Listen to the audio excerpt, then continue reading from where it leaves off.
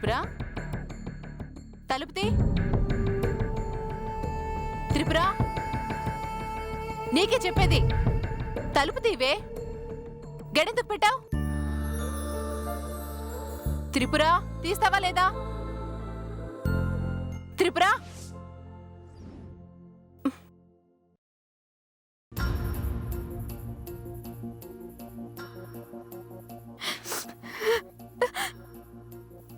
త్రిపుర ఏడుస్తావే?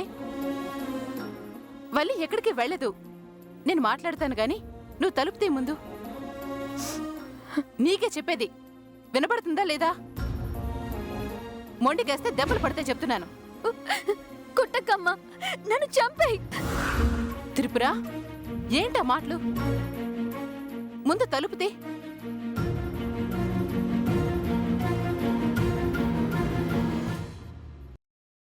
అమ్మా త్రిపుర తలుపు తీయమ్మా. అమ్మా త్రిపుర అంతలా బతిమాలాలా? తలుపు తీయి తల్లి. త్రిపుర తలుపు తీయమ్మా.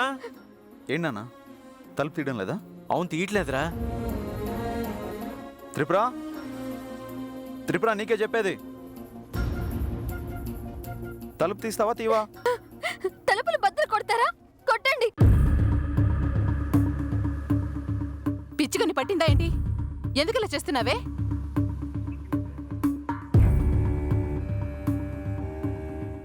ఏంటి కార్తికేయ, త్రిపుర అలకింకా తీరలేదా? అవునానమ్మా, ఎంత పిలిచినా తలుపు తీయడం లేదు.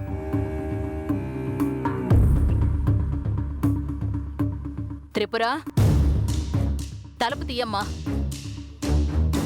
త్రిపుర నీకే చెప్పేది, ఏంటిది చిన్నపిల్లలాగా? త్రిపుర తలుపు తీ. అదిగో నానమ్మ కూడా వచ్చారు. ఇప్పుడైనా తీస్తావా లేదా?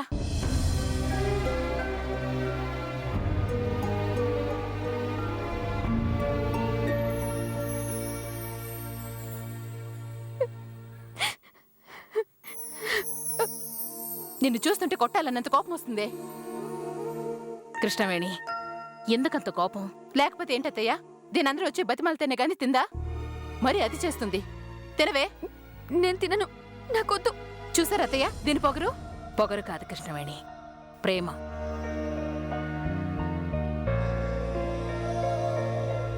ఏమ్మా, ఎందుకలా ఉన్నావు చెప్పు. మీ నాన్నమ్మతో చెప్పవా? భరణి వల్లి ఊరు వదిలి వెళ్ళిపోతున్నారు నాన్నమ్మ. ఊరు వదిలి ఎందుకు వెళ్ళిపోతారమ్మా? వాళ్ళు ఏం తప్పు చేశారు? పరీక్ష రాయాలనుకున్నారు, అందుకే వెళ్తున్నారమ్మా. ఏదో బ్యాంక్ క్లర్క్ ఎగ్జామ్ రాయడానికి వెళ్తున్నాడంట. అలాని ఎవరు చెప్పారు? భాస్కర్ బావ చెప్పాడు. బావ? అప్పుడే బావ కూడా అయిపోయాడు. ఎందుకాడే? సంబంధం ఖాయమయ్యాక మనుషులే కాదు వరుసలు కూడా కలుపుకుంటారు. తిను ముందు. నువ్వు అలా చూస్తే భయపడే వాళ్ళు ఎవరు లేరు ఇక్కడ. తింటావా తినవా? నువ్వు ఇంకేమన్నా చెప్పాలా? ఇంకేమన్నా అబద్ధం చెప్పాలనుకుంటే చెప్పేయి.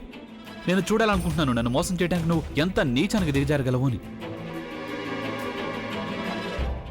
ఎందుకు ఆలియా, ఎందుకు నువ్వు ఇలా చేసావు? నీకు తెలుసు కదా నానమ్మ తర్వాత నీ ఒక్కదానిని కదా నేను పూర్తిగా నమ్మేది. ఏమన్నావు నువ్వు? ఈ మధ్య అన్నిటినీ మర్చిపోతున్నావా? అది చాలు. వాటిలో ఉన్న శక్తి విషయాన్ని గ్రహించి మనకు వివరిస్తాయి.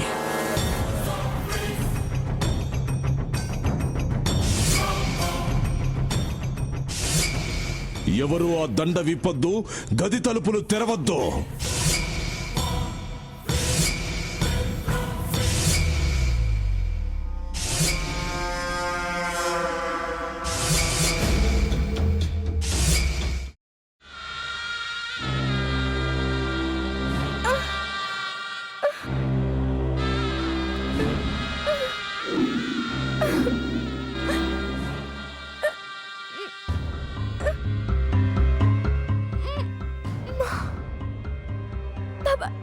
వద్దు బాబాయ్, నేను చేయొద్దు బాబాయ్, ప్లీజ్ బాబాయ్.